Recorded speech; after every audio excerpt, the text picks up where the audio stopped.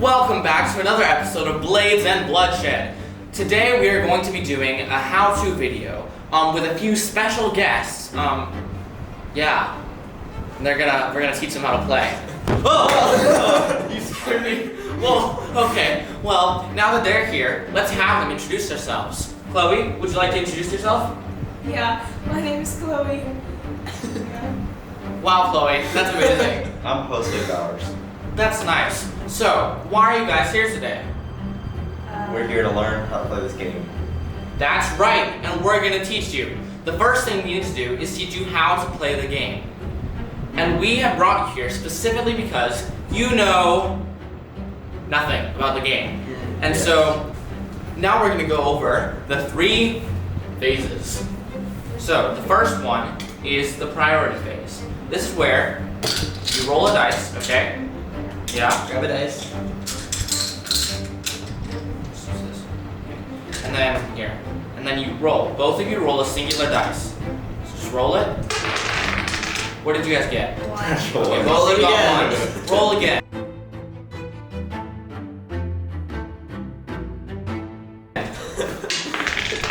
Oh, 6. 6, okay. Roll again. Roll again. They both got 6s, guys. 2. Roll again. Guys, Jake. 2. 2. Guys, don't judge us.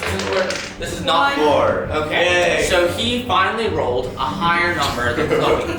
So since they have 2 different numbers, the one with the highest number goes first. All right?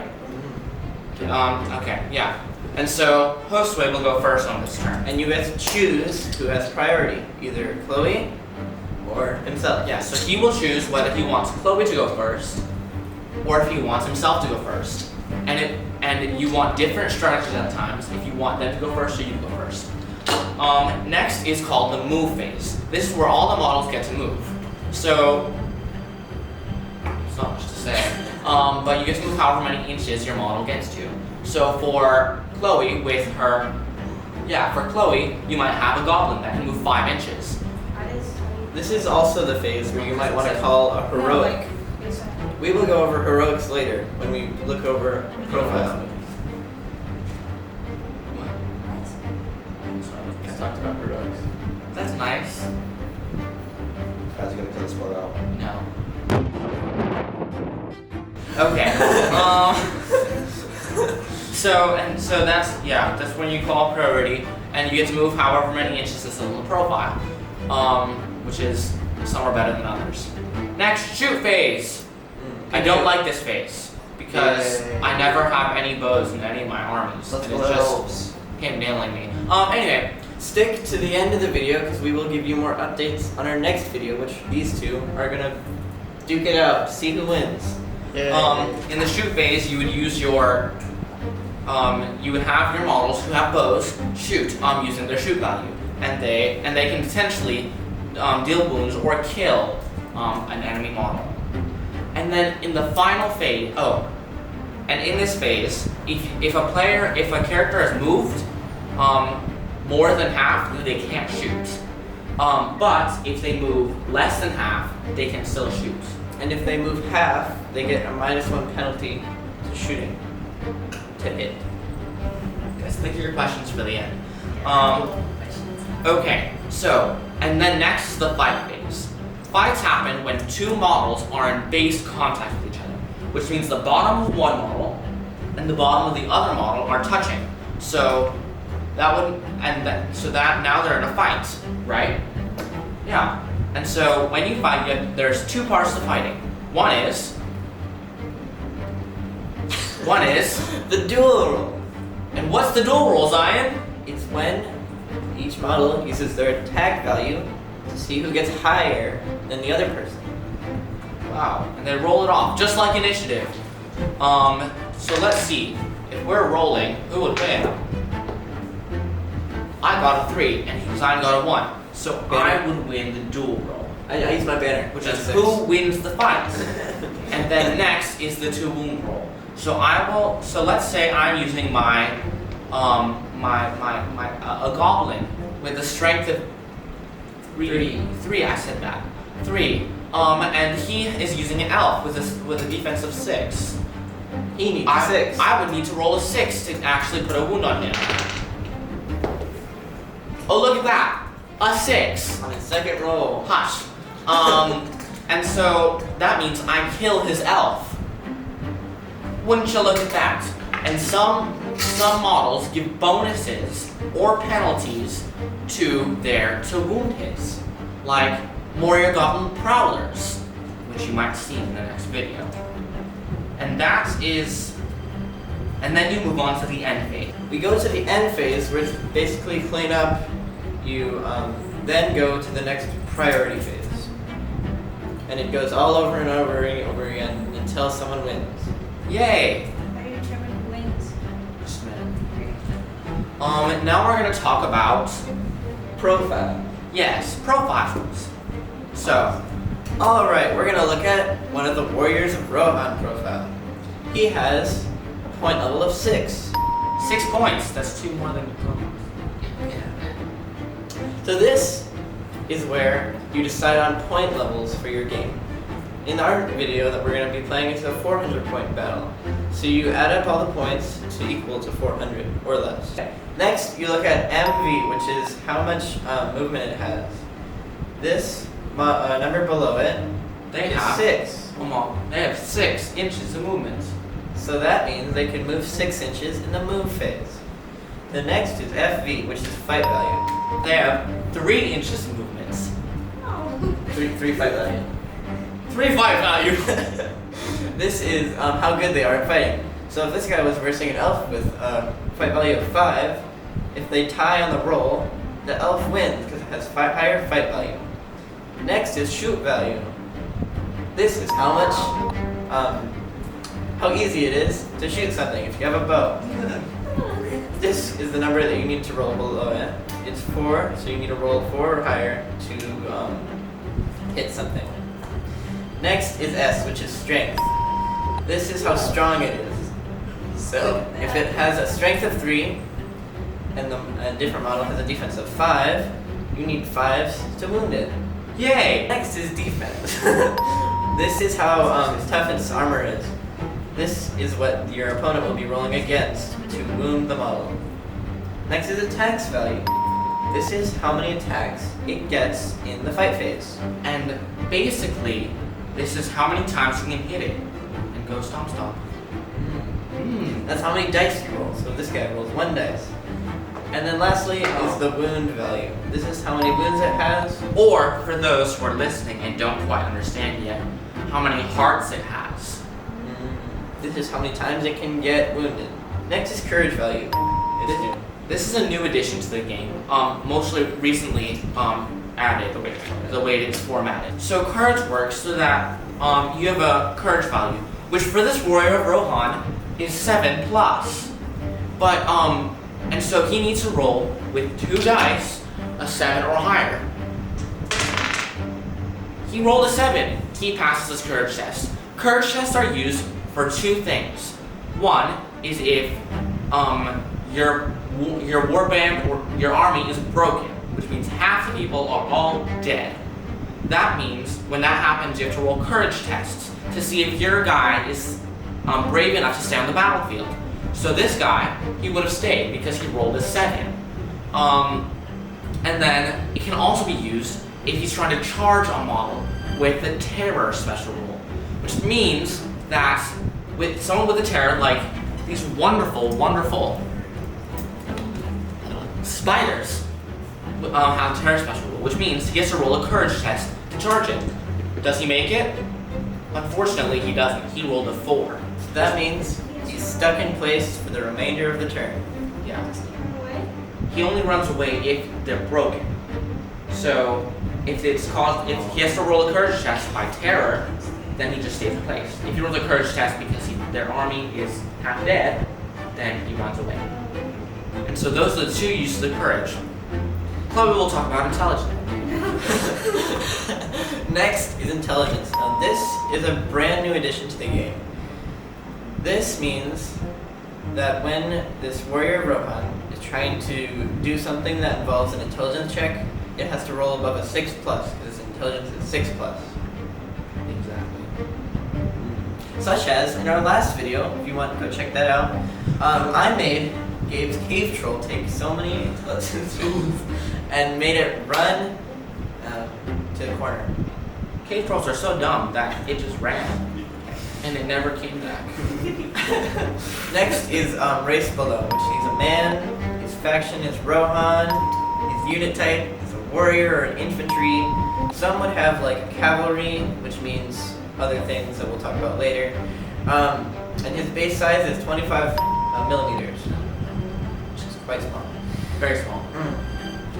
Next, down below is his war gear. This is like what weapons and stuff he's carrying. And he has armor on and a hand weapon. And below that, you can add different options to your warrior Rohan. And this is a brand new edition, but you used to have to not be able, or you didn't have to have one of these, but now you have to have at least one, and you can only have one. So yeah, those are all the options and upgrades you can put on your warrior. And then down below is special rules. This guy has Spear Mastery, which is a new rule for the Warriors of Rohan. This means that this model may use its throwing spears as a normal spear during the fight phase, as long as it does not make those throwing spears do a shoot attack in the shoot phase. So that is a warrior profile. Now we'll be looking at a hero profile. So now we're going to be looking at Haleth, the Prince of Rohan. So as you can see, it has all of the basic stuff like warriors do, but it has two different things. One of those being might, will, and fate, and the other one being heroic actions. So might works as like something you can use in heroic actions or to improve a dice roll. You can use might to improve a dice roll. Let's say Haleth rolls a 3 or 4. He can bump that up to 5 or 6 by using the certain amount of might needed to do that. And you can also use might for heroic actions. These heroic actions have many different abilities that you use them for. Like heroic challenge, heroic resolve, heroic strike. There are many different ways to use these. We will not be mainly going through all of these in depth, but that will be for another video. Will! That's not my friend. I'm sorry. I don't have a friend named Will. No. Well, thanks. Okay. Will is used for spellcasters to cast spells. Unfortunately, Haleth, the Prince of Rohan, does not have any spells, as you can see. But he can use it to also resist spells. So let's say that the Witch King of Angmar casts a spell on him. Then he could use a will point to resist that. And yeah, so it's either used for casting or resisting spells. And that's yeah. Oh, and making courage tests. And making courage tests. If you want to bump it up. Yeah. The other one is called Fate. This is how you can resist to take a wound. If you're going to lose a wound or a heart, as some might call it, you could roll it, and you have and then a 4-up, you don't lose a heart or a wound. I rolled a 2, which means I would still take that wound. So he's down 1 wound if he took one. But yeah, so that's all about the profiles. There is many other rules about siege equipment, siege engines, and all those This advanced is just stuff. like a teaching video. Fun. But yeah, So you're learning how. we're only going to talk about the basics today. Yes. Because we're not doing Or in secret. this hour. And to play a game of Middle Earth strategy battle game, you need to have a scenario. There are many different scenarios that you can use to play the game, and these are the things that you're trying to achieve in the game. That is all we have for the basics.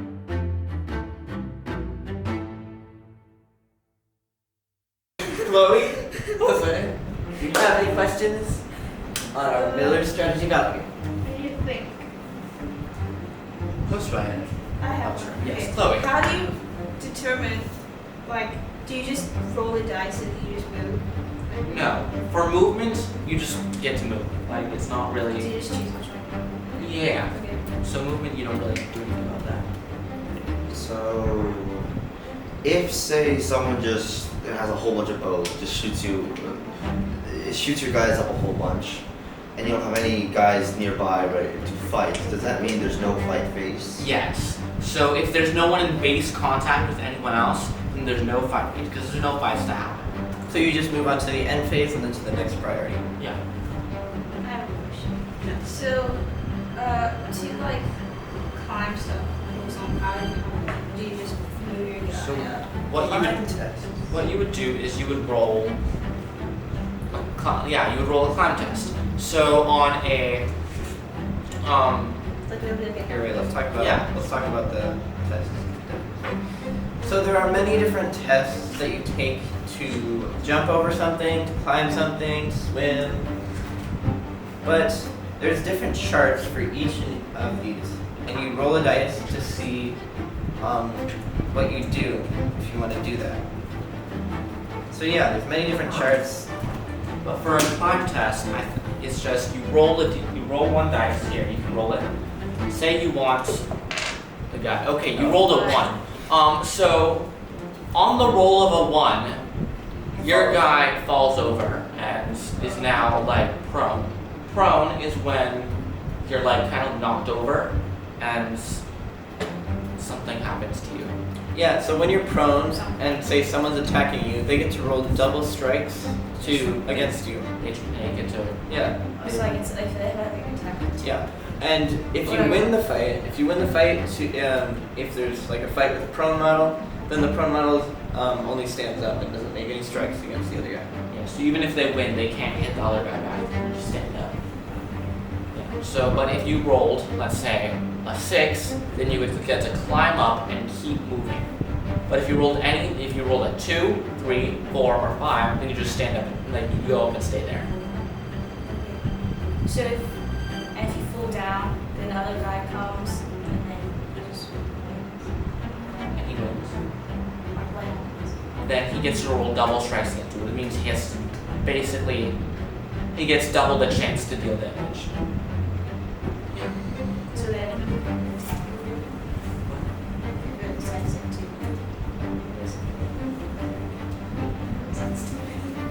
His attack is 2, it goes to 4. So if they have 2 attacks, then they now have 4 attack, right? Right, so 2 attacks go to 4 attacks. If they're prone. Yeah, so if someone's on the floor and the model fighting you has 2 attacks or 1 attack, the attacks double if you win the fight. Okay. I have one question. So with an arrow volley, all you guys just like are shooting. What is the best scenario of an arrow volley? What is the best possible outcome and the worst possible outcome of an arrow volley? So you can take shooting attacks one at a time with an individual guy, or you can do all of them at like a specific area of guys. You're never gonna Specific area of guy. Anyway, specific area of guys. Then you will roll to wound however many hit, and you deal that much damage to the models. So say you were targeting a warg and you kill it, then you can move on to the next warg or the next guy you wanted to hit. And yeah, the worst possible outcome being you don't kill anybody. Okay. Yeah. Best possible outcome, you hit everything and you wound everything. Yay. WL. Anybody else? I don't have any current questions at this point. I'm sure more will come up. Yeah, It's fine. definitely way more. Alright, well that's the end of this episode of Blades and Bloodshed. This is part 1 of our 2-episode series on how to play Middle-earth. And go check out the next video Part where 2. Chloe and Josue are going to battle to it the out death. with Moria versus Lothlorien. Go follow my TikTok to get updates on the video and when they're gonna be posted. Link in the description below. Yeah. Peace. Bye.